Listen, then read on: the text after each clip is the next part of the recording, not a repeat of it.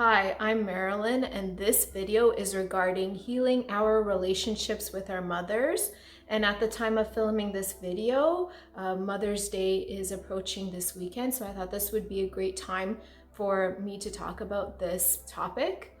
When I was doing my research on relationships with mothers, a lot of the information that was discussed was mainly mother-daughter relationships, but this video will include mother-son relationships as well, because I believe that the mother-son relationship is just as important, if not more, because if the mother-son relationship is dysfunctional, and if the son is heterosexual, he will most likely subconsciously, when finding a romantic partner, will be attracted to qualities of that romantic partner that remind him of his mother, good and bad. So that's why it's very important to work on these issues with our mothers in particular. This video will include the direct approach and the indirect approach of taking the initiative to bring about the conversation with your mother in order to start the healing process. The direct approach is when you do it face-to-face or over the phone and you confront them directly. And the indirect approach is used if your mother, for example, has abandoned you, has passed away, or maybe the relationship between you and your mother is so toxic that both of you or one of you have decided to part ways. I wanted this approach of healing to be inclusive to all people of all different situations. I know in previous generations, and it's still going on today, where in family dynamics, nobody really talks about anything. We go to family functions, for example, and what is often done is we just pretend to like everybody, even if we don't. I want to promote authentic relationships and authenticity. And so I'm not a big fan of pretending that things aren't an issue, or if there's an issue with someone, just take that issue and just shove it under the rug.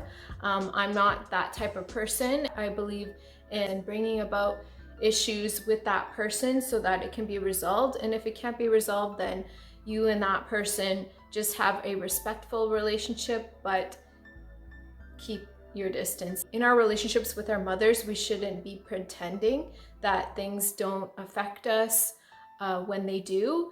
And don't worry as well if, for example, you feel like you're too old to approach your mother about issues that have happened in the past. Don't worry about that, because when I confronted my mother about issues that I had, it was just last year when I was 34 years old. And the issues were about things that have happened as early as 8 years old.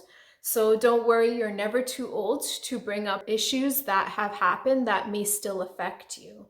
So why is it important that we bring up issues that we've had in the past with our mothers? Well, we're not just resolving the issue that I have or that you have with your mom. You're also helping to resolve lineage of issues that have been passed down, or intergenerational patterns that have been happening and being passed down, particularly in the female line. I know in previous generations, nobody talked about anything. Going forward, as we evolve, we're going to start talking about these issues and start resolving them. So when you bring about the issue with your mother, you are also helping to stop the chain of patterns that's been going on for generations and where these patterns were being ignored. Here is the direct approach of bringing about the issues with your mother. So if there's a certain issue that's been bothering you from your past, you approach your mother like this and say, there's this issue that's been going on and I've never told you about it, and I'd really like to discuss this with you if it's okay. And then bring up the issue. And also when you're bringing up the issue, also try to put yourself in her shoes too. For example, if she came home from work every day and then was yelling at you, bring that issue up. I didn't like how you yelled at me every single day for even things that didn't really matter. but also bring up in that moment how it must have been for her. So put yourself in her shoes and say, but I also understand what it might have been like for you going to work, working all these hours, and then coming home to hyperactive children. And it must have been very difficult for you to deal with. And I understand from your perspective that it was hard. So empathizing with your mother when you bring up the issue, this will help the conversation to not become confrontational, because if you bring up an issue and she has insecurities within herself, she will start to get defensive, right? When you bring up the issue, also bring up right away what it must have been like in her shoes. And if, for example, after doing that, if she still gets defensive, then say to her, okay, you know what? I think that we both need space on the issue. So how about you and I both think about this issue and reflect upon it and revisit the issue in a few days or in a few weeks.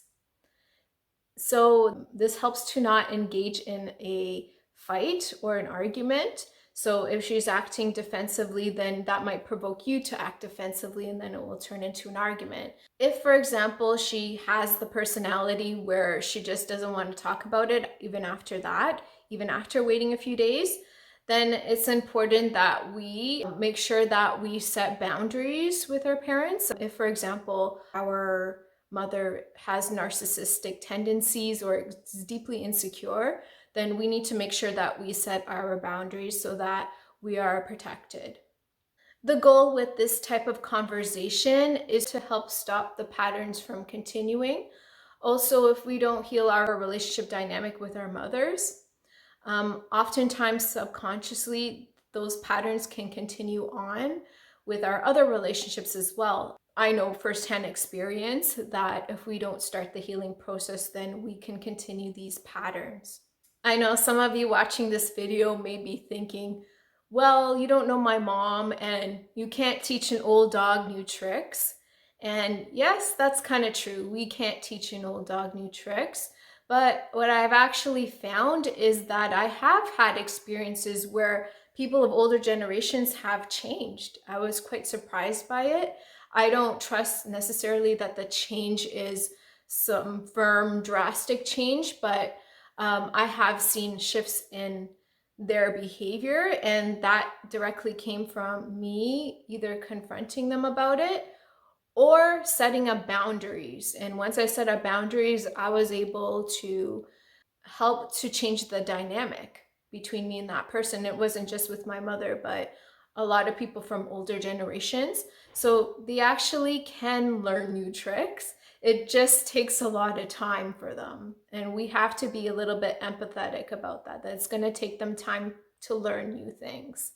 When we bring up issues with our mothers, we have to make sure first that we are targeting the right person. If there's issues with the family, it's often that the mother gets blamed. And we need to be mindful of that we are not blaming our mothers for issues that our fathers caused, okay? We need to make sure of this because oftentimes mothers get blamed too much for things that went on when it could have just been your father wasn't present and didn't fulfill his end of the bargain. Even if he didn't leave the relationship and every day came home for work and just sat on the couch and watched TV all the time, right? He was never rude to you. And sometimes we think that, oh, you know, I had a great relationship with my father because he was never rude to me. Well, he was never rude to you because he never really did much work in helping to raise the children, right? So just make sure that that's not going on when you bring up these issues, right? We don't want to blame our mothers for things that are not their fault. So now I'm going to talk about the indirect approach of starting the healing process with your relationship with your mother. So this is in the case if your mother has abandoned you, either the relationship is toxic, so you don't have a relationship, or your mother has passed away. So in this case, what you can do is write a letter. Write a letter to your mother of all the things that you have had issues with. Also include the things that you appreciated about her. And in this letter, you can also take as much time as you need to write it. So it could be in one day, a couple of weeks, months. and write as much as you want in order to bring up all the issues that you've had with her. And for example, in the case if she has passed away, you can take the letter and bring it to the gravesite if you can, and read it out loud at her gravesite.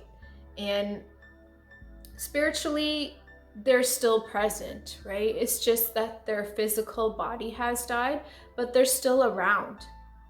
So even in the case where they don't have a gravesite, or if your mother has abandoned you and you don't know where they are, you can pick a place that feels appropriate to you, where you feel a bit connected to who she was. If you've never met her, just imagine that her spirit is near you and you're reading the letter to her. If, for example, you and your mother are not on talking terms, you can decide later on if you want to give the letter to her or not, and you can use your judgment for that. All right, so this video was made in order to help promote authentic relationships with our mothers. If you have any questions or feedback to add to this video, please let me know in the comments below. Thanks for watching.